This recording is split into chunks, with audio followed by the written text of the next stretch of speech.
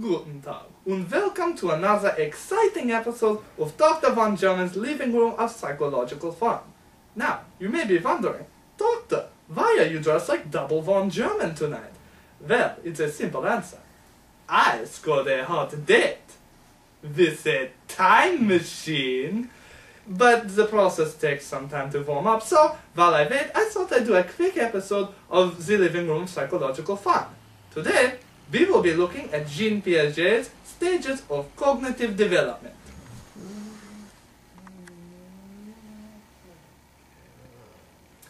This man, after some botched surgery by an unnamed surgeon, has suffered some brain damage and regressed to the mind of an infant. However, as a side effect of this surgery, his mind develops at an unprecedentedly fast rate. He goes through an 11-year process in a matter of minutes, which we have the good fortune of being able to observe. As you can see, the subject is at the beginning of the sensory motor stage, starting from birth. As an infant, he only knows what he was born with: biting, crawling, and sucking.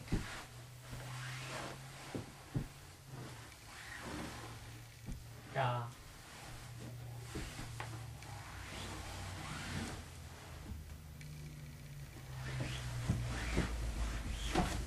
Ow! As you can also see, as the subject develops several months into the sensory motor stage, he begins to understand circular reactions, or associating an action with a sensation. He hit the table and felt pain. Now he knows not to do that anymore.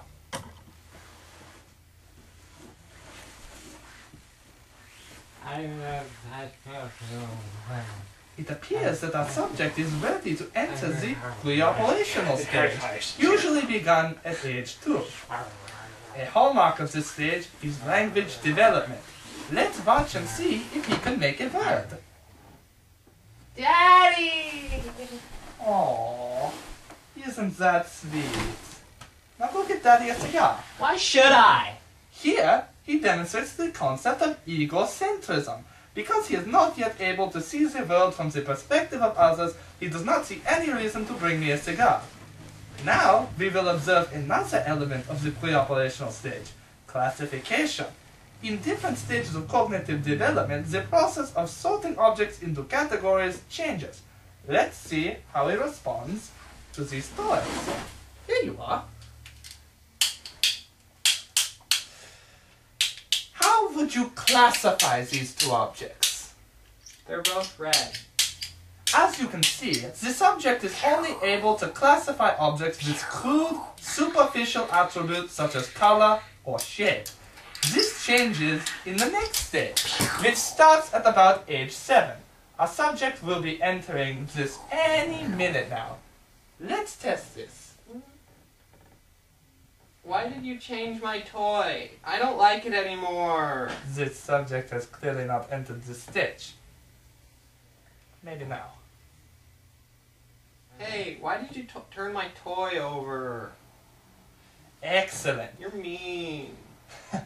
The subject has entered the concrete operational stage of development, marked by an understanding of conversation. Basically, now, he understands that even if something's appearance has changed, the item itself stays the same. Also notable about the concrete operational stage is the development of basic, organized logic. This subject can perform basic, reversible arithmetic. That's it. Fixing it away for now. If 3 plus 4 is 7, then what is 7 minus 4? 3. Very good, mein Liebchen. Of course, he is exactly right. Finally, in the concrete operational stage, more advanced forms of classification become available.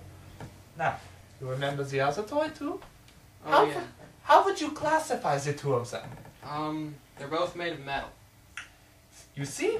Perfect. He has outgrown the need for using perceived attributes for classification. Now he can use categorical labels.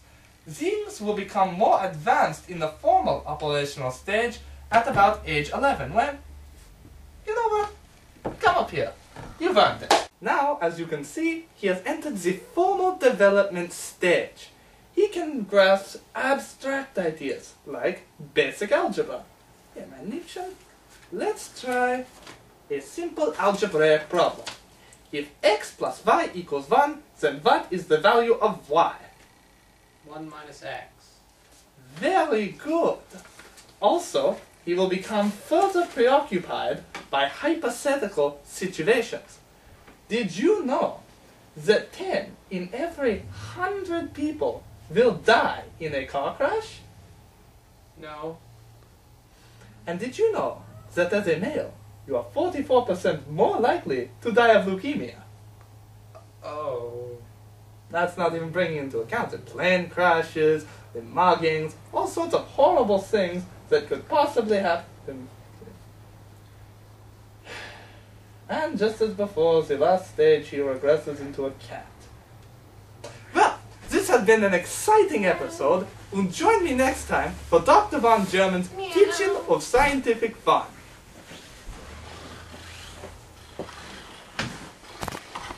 Oh, wait, no, don't touch that! My Liebchen! Wait!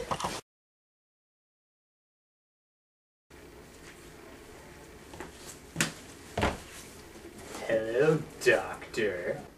Ah, Herr Gefaha! I haven't seen you since my last episode, where you horribly mutilated that man's brain and made him regress to the age of an infant. How are you? Great, great. So, I heard this box is actually a time machine. Care to elaborate? Yes, actually, in the state that you have currently left it in, it's still a transmogrifier. But with a few adjustments, I can set it back to time machine mode. Ah, interesting. So, that developmental psychologist you were talking about earlier, what was his name? That was Piaget. Brilliant man, really. Oh, yes, of course. And, so when was he born? 1896 in Switzerland. And, do tell me, when did he die? 1980, same place. Ah, yes. And so what exactly was it that he did? Herr Gefaha, please, I'm trying to work. Do you mind? Well, please, could you just tell me what exactly it was he did? Well, he got his scientific degree studying mollusks, and then he went on to ask a question that no one had bothered to answer yet. How do children think, and how do they turn from children to adults mentally? And he wrote dozens of papers on the subject and completely revolutionized the field of developmental psychology. Ah, yes, very interesting. So is there anything you'd like to add? Any fun facts? Well, there's the albino sparrow. The albino what? The albino sparrow. Piaget, when he was about 11, came across an albino sparrow, and he wrote a paper about it, and it highly influenced his psychological and scientific careers. It actually kickstarted his scientific career. Without that sparrow, history, especially the parts of history involving Piaget, would be entirely different. Oh, yes. Very interesting. Yes, it's a theory that I call the albino sparrow theory. You change one little thing in the past, and the entire world is completely altered. Isn't that called the, butterfly effect? Yes, some people like to call it the butterfly effect, with the butterfly flapping its wings on one side of the world and creating a hurricane on the other side of the world. But I prefer to call it the albino sparrow effect. I mean, imagine, without that albino sparrow, who knows how the past and future could be changed? I mean, what about, it seems unrelated to me, but I might not have gotten into science. I might have been a completely different person. Well, that's really all I have time for today, Herr Gefaha. You see, my time machine is No, Herr Gefaha! What are you doing? Nein, not the Gaga! Please, Herr Gefaha, you mustn't! Never! Don't you see? Now I can do anything. I have the power!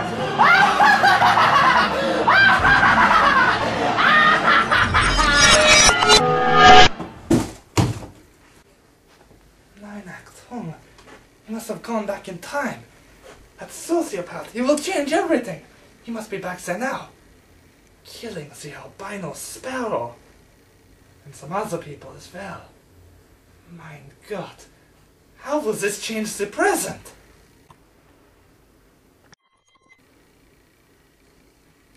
Oh well, I guess it can't be too horrible, can it? I mean, what's the worst that could happen?